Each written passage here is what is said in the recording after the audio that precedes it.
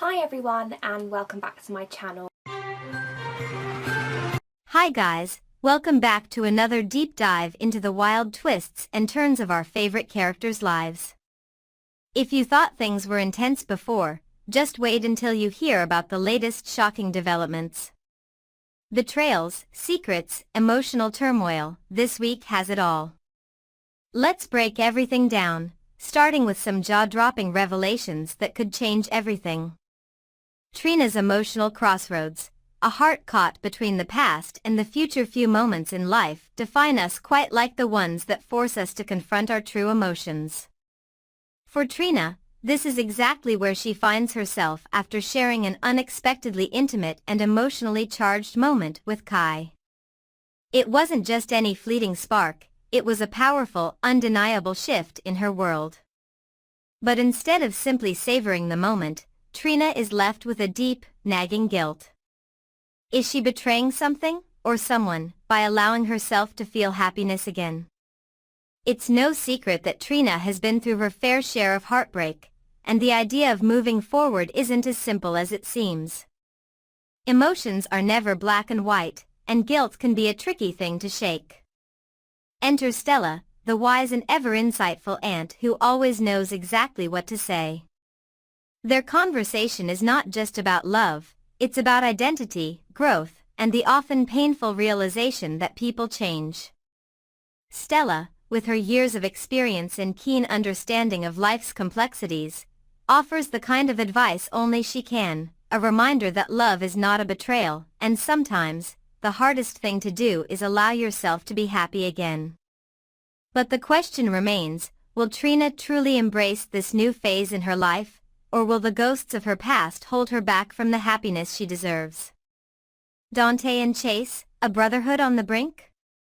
A friendship built on trust can be unbreakable, but when that trust is tested, the foundation can crack. That's exactly what's happening between Dante and Chase.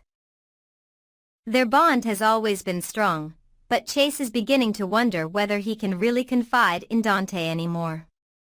Their latest bro bonding session starts off like any other, two guys talking about life, love, and the million complications that come with it. But something about this conversation feels different. Chase is hesitant. He has secrets weighing on him, and the last time he trusted Dante with something personal, it didn't stay secret for long. Dante, perhaps unintentionally, let it slip to Lulu that Chase was struggling with infertility. That one revelation opened the floodgates to emotions Chase wasn't ready to deal with publicly. Now, as he faces yet another difficult decision, whether to explore alternative paths to fatherhood or whether to revisit his past, including the child he gave up for adoption, he's more cautious than ever. The real question is, will Dante prove himself to be a true friend and keep Chase's latest confession to himself, or will history repeat itself? And if it does, will their friendship survive? Lulu's suspicions, unraveling the truth about Brooke Lynn? Lulu has always been sharp, sometimes too sharp for her own good. And right now, something isn't sitting right with her. She can't quite put her finger on it, but she knows there's more to the story than what's being said. On the surface, her suspicions seem to be centered around Valentine and Charlotte's mysterious disappearance. It's concerning, of course, but it's not what's really eating at her. What's truly keeping her up at night is a story much closer to home. As she starts piecing things together, she realizes there may be more to Brooke Lynn's past than anyone realized. Brooke Lynn and Chase had already faced devastation when they learned they couldn't have a child together. It was a painful realization, one that left them both reeling. But now, Lulu has stumbled upon something even more shocking, something that changes everything. Could Brooke Lynn have a hidden past that involves a child? A child that no one, possibly not even Chase, knows about? And if so, what does that mean for the future? Lulu's instincts are screaming at her to keep digging, but some secrets are buried for a reason. Is she ready for what she might uncover? Sunny's cryptic warning, the enemy he can't ignore. Few people understand the world of power and deception quite like Sunny, but even he knows when something is different. This time, it's not just a vague threat, it's something real, something dangerous, and something that could change everything. Sidwell is a name that carries weight, and if he's the one pulling the strings behind this warning, Sunny may have no choice but to confront him directly. But what if it's not Sidwell himself? What if someone else is behind the cryptic message? That's where Natalia comes in, the enigmatic ex-Mrs. Jen Sidwell. If she's involved, it changes the entire game. Natalia knows things that could tip the balance of power. But the real question is she warning Sunny as a friend, or does she have an agenda of her own? The stakes are higher than ever, and Sunny knows one thing for sure, in this game, hesitation is a weakness he can't afford. Carly's breaking point, when the past and present collide, and then there's Carly. Always strong, always unshakable, until now. Carly has been through hell and back, and yet, nothing could have prepared her for what she's facing now. Michael is still recovering from severe burns, a painful reminder of how quickly everything can change. Drew is struggling to integrate his son's children into his life, a challenge that is proving to be more difficult than expected. Meanwhile, Carly's daughter is reeling from yet another devastating loss, mourning a love that was stolen from her too soon. But even with all of this weighing on her, nothing could have prepared Carly for the ultimate shock. Joss has taken a life. That single fact is enough to shake her to her very core. It's not just about what happened, it's about what it means. Joss, her daughter, the child she raised and protected, has crossed a line that can never be uncrossed. The reality of it is suffocating. And to make matters worse, it all happened under her watch. Brennan, a name that now sends chills down her spine, successfully recruited Joss for the WSB, pulling her into a world she was never meant to be part of.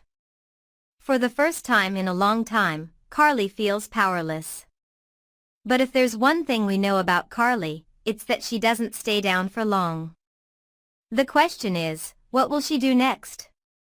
And more importantly, will it be enough to save Joss before it's too late?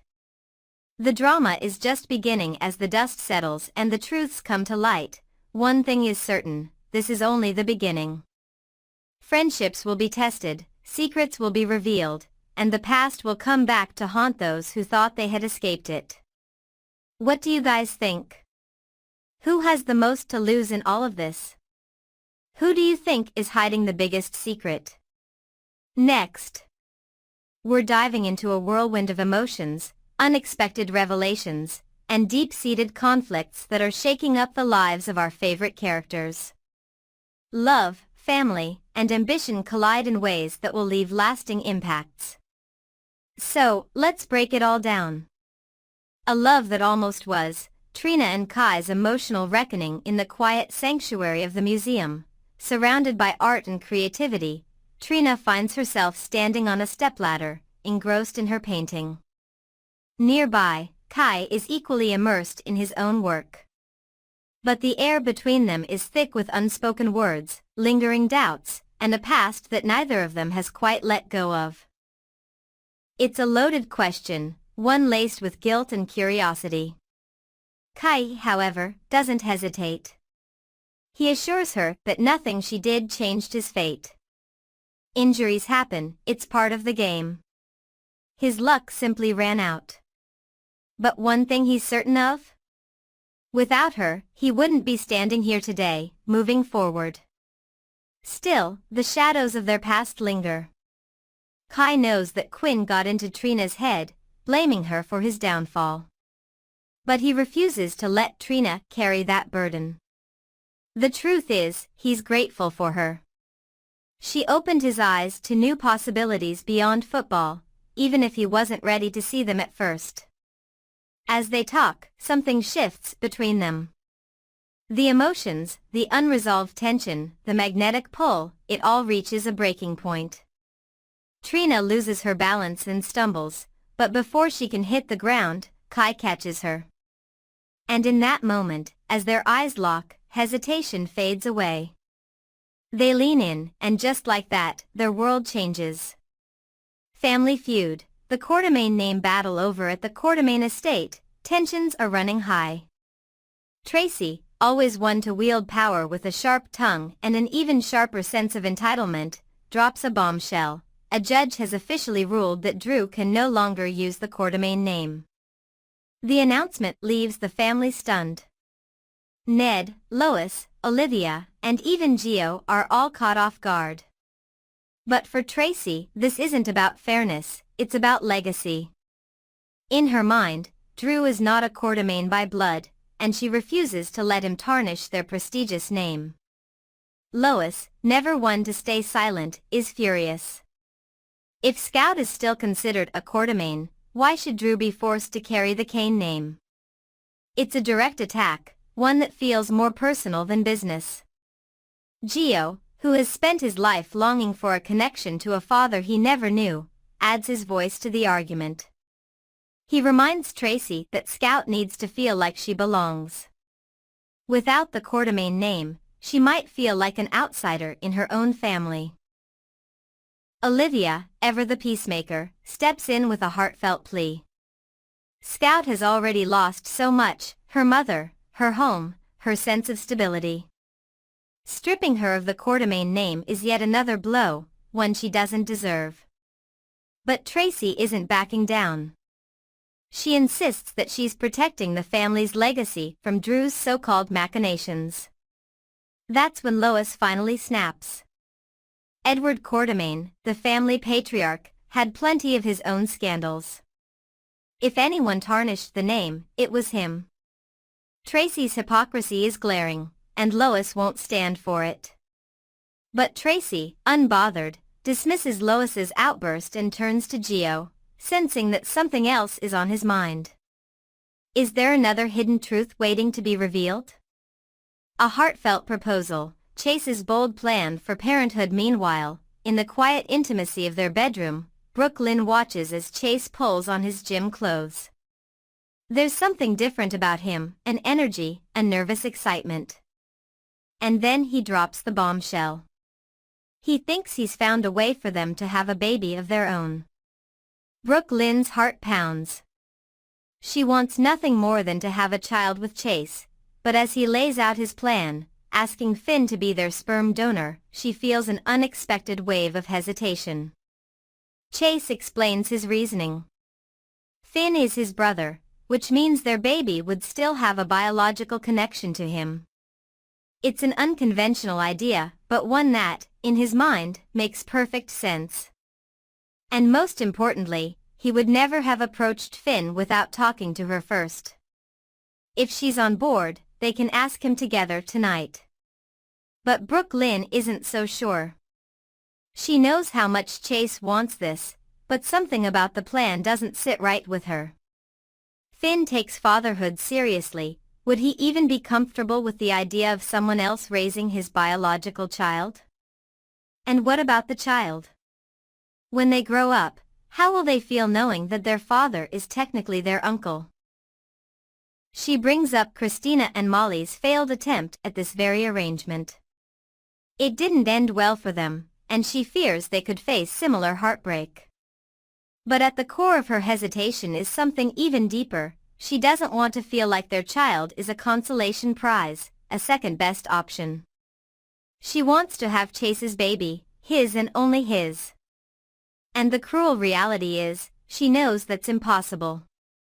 Chase, sensing her inner turmoil, reassures her that they don't have to make a decision right now. But the fact remains, this is a crossroads moment. Do they take this unconventional step forward, or do they accept a future without a child of their own?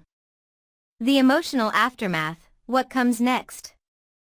As the night settles in and each of these characters process the events of the day, one thing is certain, nothing will ever be the same.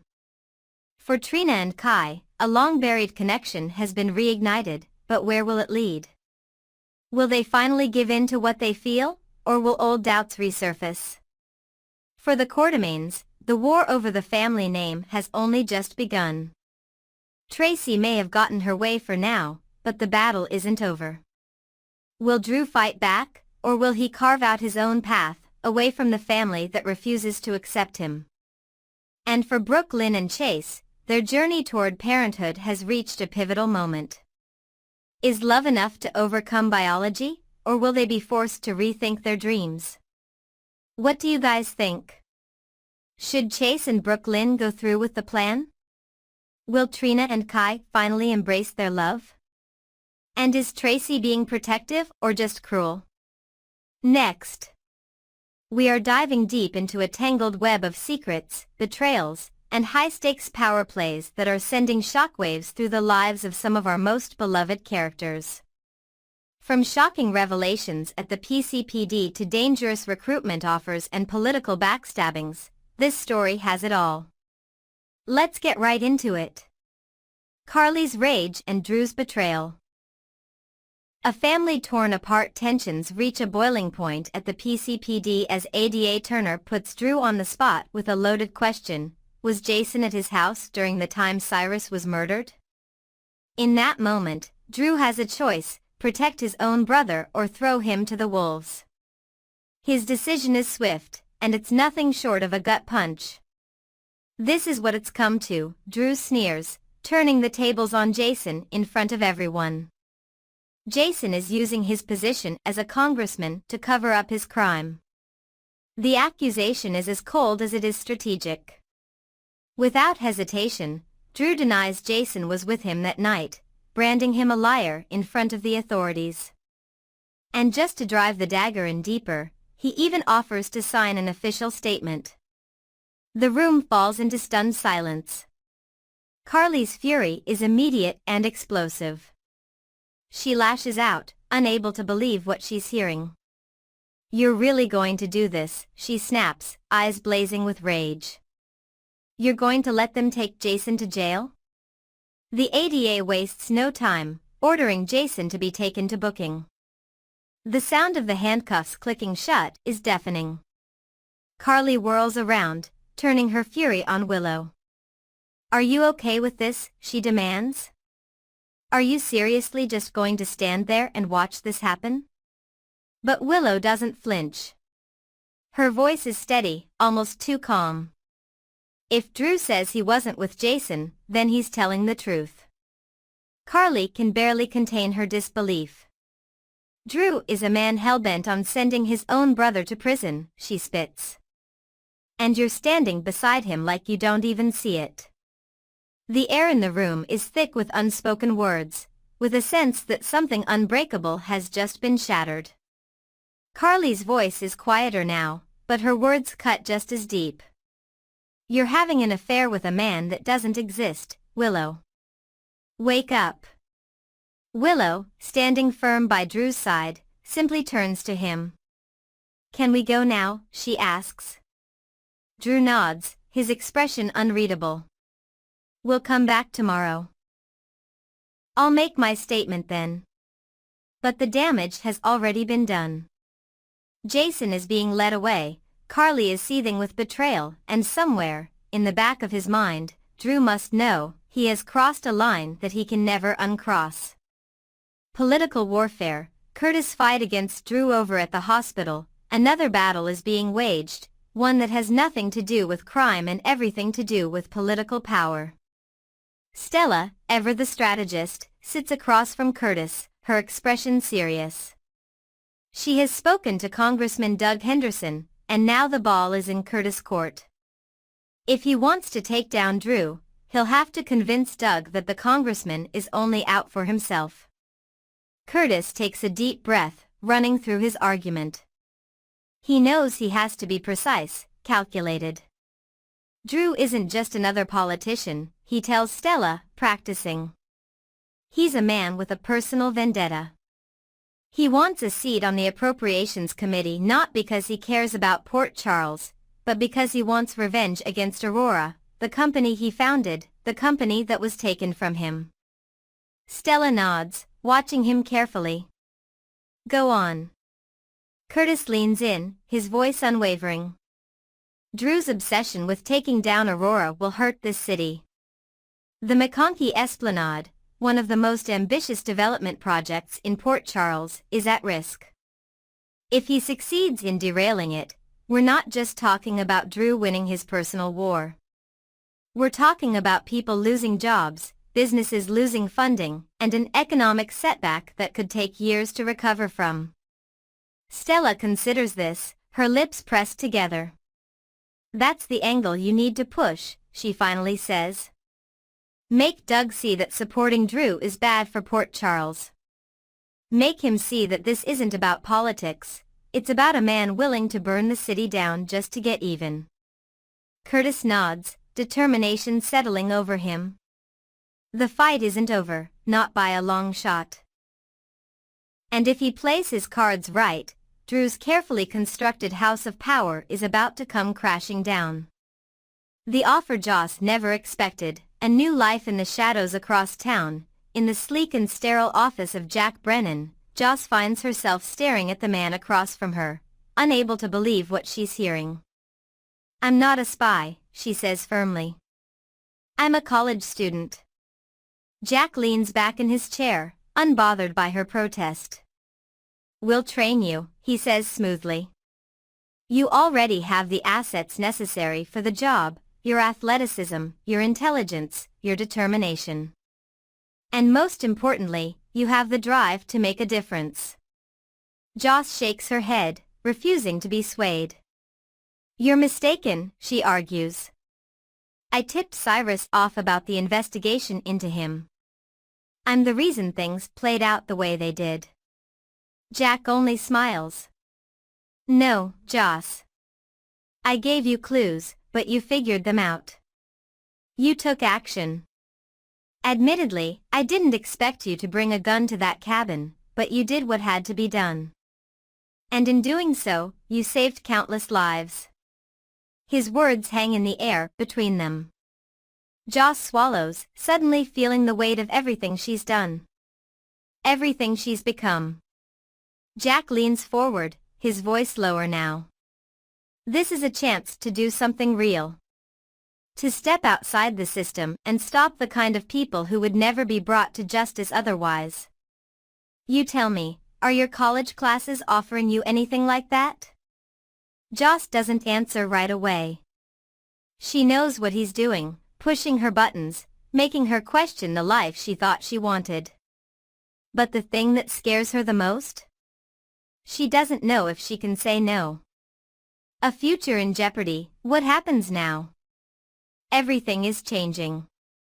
Friendships, families, careers, nothing is safe. Jason is headed to booking, betrayed by the brother he never thought would turn against him. Carly is watching the people closest to her slip further away, and she's helpless to stop it. Curtis is preparing for a political war that could shape the future of Port Charles. And Joss? She's standing at the edge of a new life, uncertain whether she's about to step forward or walk away. One thing is for certain, this is only the beginning. Thanks for watching, guys. See you soon. Bye.